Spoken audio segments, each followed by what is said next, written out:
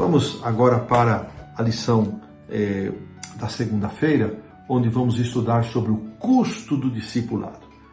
E aqui é interessante que os discípulos vão iniciar agora um momento, o autor afirma isso, crucial na sua relação com Jesus, porque Jesus começa a dizer para eles, e nesta sessão que vamos estudar, 2 vezes Jesus vai falar do seu sacrifício, da sua morte, que convinha que ele deveria padecer nas mãos dos líderes e sofrer, ser morto e depois ressuscitaria após 3 dias.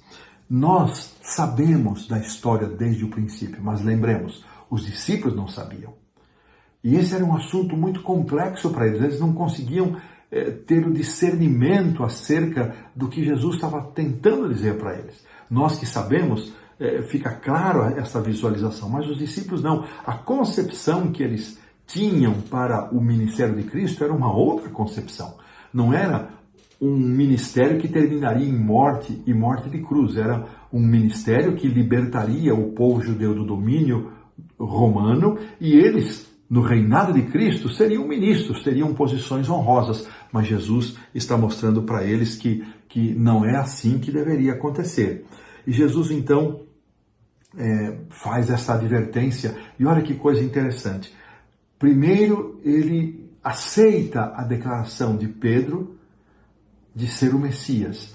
Em seguida, ele apresenta o custo do seu messianato. Ele apresenta o custo do seu propósito. E Pedro, novamente, assim como surpreendeu a Jesus, confessando e reconhecendo como o Cristo, o Messias, Pedro agora chama Jesus à parte e diz: Senhor, não, isso não vai acontecer. E Jesus assume uma posição severa com Pedro, dizendo a Pedro: arreda Satanás, porque não cogitas das coisas de Deus, e sim dos homens.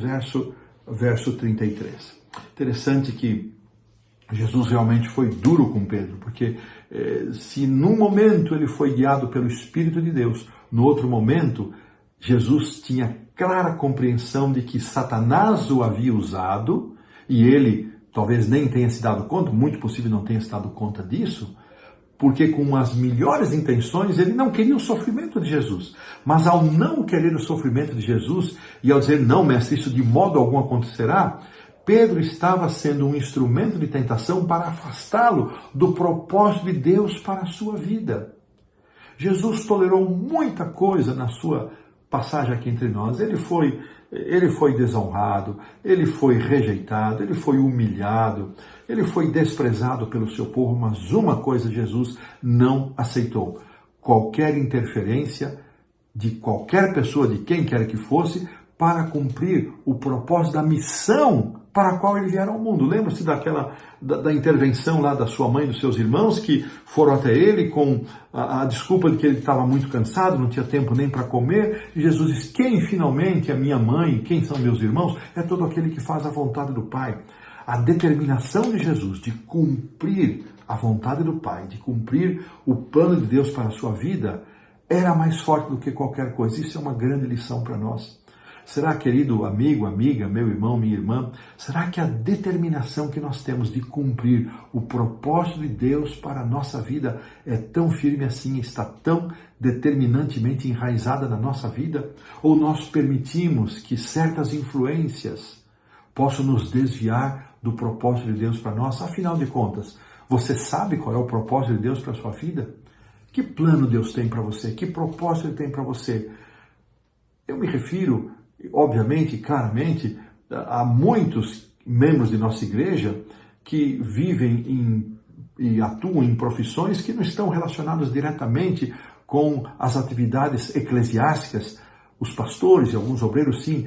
Essa gente, que é a maioria do nosso povo, precisa ter claro isso, qual o propósito que Deus tem para a sua vida, ao colocar você lá onde você está trabalhando, ao colocar você onde você reside, ao levar você para uma universidade. Nós, aqueles que somos pastores, que trabalhamos para a igreja, também precisamos ter isso claro, qual o propósito de Deus para nós. Jesus tinha tanta convicção, tanta clareza do propósito de Deus para a sua vida, que não permitiu jamais que qualquer interferência mesmo do seu querido discípulo Pedro, viesse impedir o cumprimento desta missão. Na sequência, nós vamos encontrar então aquele pensamento do verso para memorizar, onde os seguidores de Jesus são chamados para ter o mesmo objetivo que ele. Ele então convoca a multidão, diz aqui o verso 34, quem sabe a nossa produção pode colocar na tela, e ele lhes disse: agora sim, se alguém quer vir após mim, a si mesmo se negue, tome a sua cruz e siga-me. Que coisa linda! É interessante que o autor da lição, ele dedica na parte que nós chamamos o auxiliar do professor, todos os seus comentários estão concentrados tanto na declaração de Pedro de que Jesus era o Cristo, como desta parte. São comentários lindos, se você tem acesso a esse recurso, leia.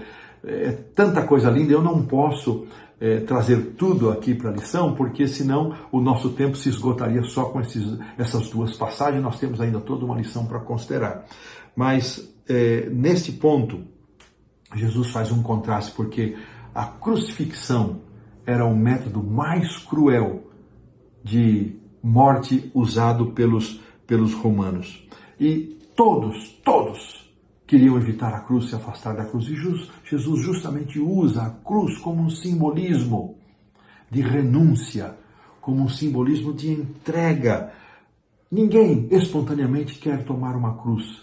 Mas Jesus disse: se você quiser vir após mim, negue-se, tome a sua cruz e siga-me. Jesus, ele não somente com isso explica o preço do discipulado, mas ele explica também, ele dá ênfase ao valor do discipulado. Que a gente possa considerar claramente esses dois aspectos. Seguir a Jesus tem um preço, mas seguir a Jesus também tem benefícios, tem bênçãos, tem uma maravilha de vida que nós vivemos aqui em renúncia, mas uma maravilha de expectativa de eternidade à nossa disposição. Interessante que ele termina aqui, me permitam fazer a leitura, o autor cita Jim Elliot, onde em seu diário, em 1949, ele escreveu: não é todo aquele que abre mão do que não pode reter para ganhar o que não pode perder. Queridos irmãos, que nenhum de nós venha a perder o galardão da vida eterna que Jesus nos oferece. Eu acho muito interessante as expressões dos versos 36 e 37. Ele diz: que adianta o homem ganhar a vida inteira e perder a salvação? O que o homem daria em troca dessa salvação? Perguntas para a nossa reflexão. O que adianta nós termos grandes êxitos acadêmicos, intelectuais, materiais, recursos, propriedades, e termos uma espiritualidade frágil, zerada?